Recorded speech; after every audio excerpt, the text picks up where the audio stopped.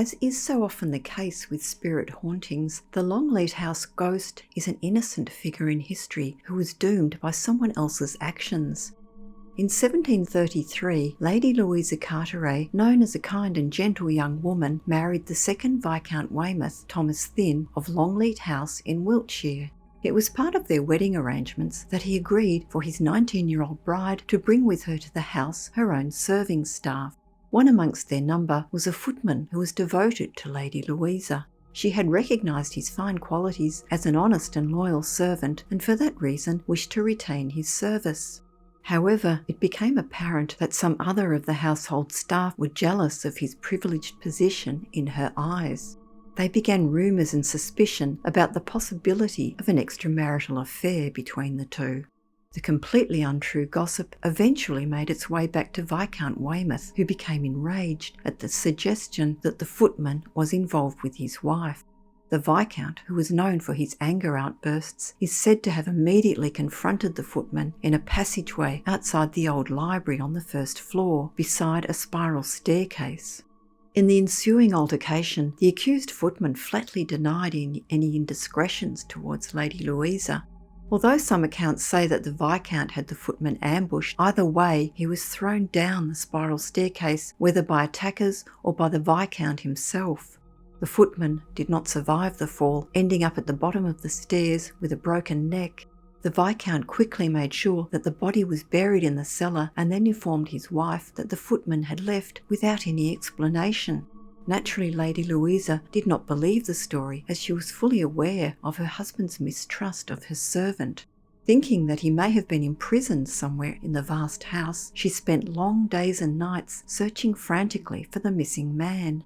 Moving from room to room, she demanded that any locked doors were opened, but without success in finding the footman.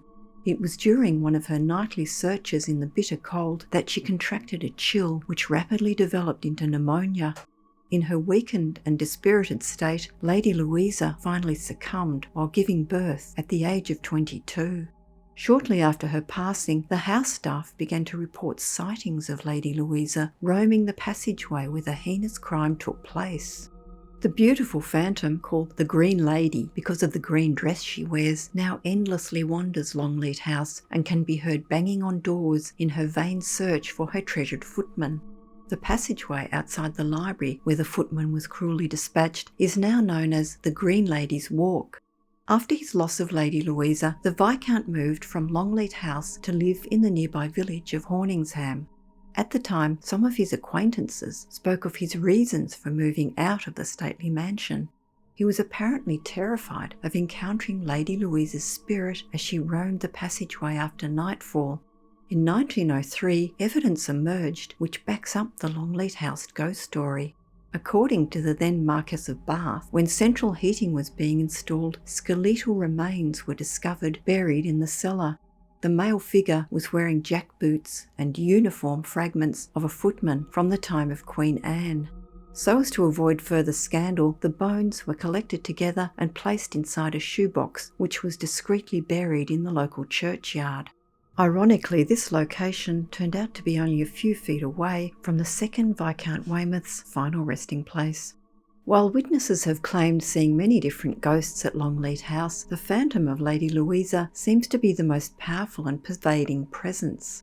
A reader of the Haunted Wiltshire blog reported that in 1974, the TV channel NCTV chose Longleat House as one of several to feature in a series on haunted UK locations. They filmed several scenes at the house, but the footage was always clouded by a yellow-green mist and the filming plagued by technical problems. According to the reader, the lights melted, phones malfunctioned, and more than one camera crashed to the floor. The thick yellow-green fog pervaded every bit of footage. Trying again the next day with a new camera and multiple equipment checks, the crew found the bizarre phenomena persisted. Finally, neighbours advised the filming team about the Green Lady, with the suggestion to consult a spiritual medium. Accordingly, a medium was recruited who contacted Lady Louisa, who, it was reported, was offended by the team's bad manners and lack of consideration in not seeking her permission to film. The filmmakers apparently reacted with cynicism and anger at this revelation and continued their filming regardless the following day, ignoring the wishes of the ghost. Again, the greenish fog tainted and permeated every scene. The channel could not afford all this wastage, so finally the program director volunteered to formally request the Green Lady's permission to film. The official request was made at midnight in the main library, with all crew and equipment present. A time-stop camera was also set up, which the next morning showed a bubble of light leaving the area at 1 a.m, 1 hour after the request. From that time on, there were no problems experienced in filming. Longleat House also accommodates other ghosts. The distinguished figure of Thomas Ken, the Bishop of Bath and Wells, sits in the Red Library reading, then vanishes when approached. He lived in exile in the house for the last 20 years of his life after losing his position over refusing to endorse William of Orange. Another haunted Wiltshire reader also reported the presence of Lady Alice, the sister of the 4th Marquess. She was recorded as passing away in 1847 at the age of 11 from polio. She comes back to play in the saloon, which was her favourite room, and was last spotted there in 2013. A visiting boy saw her materialise from head to toe, sitting on a chair. He ran to tell the tour guide of the sighting and seemed quite shaken. There is also purported to be poltergeist runoff from Longleat House to a nearby hotel called the White Hart, to which the house is said to be connected by tunnels. Employees and customers there report feelings of being grabbed and have seen a heavy freezer door opening by itself, objects flying across the room, a fast-moving vapour trail behind the bar, and glasses and bar measures moving unaided. Some customers are so spooked they actually walk out.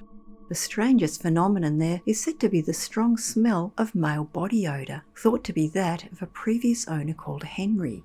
He obviously had a hard-working life, but the new owners wonder if he is sweating over their renovations, which perhaps he doesn't approve of.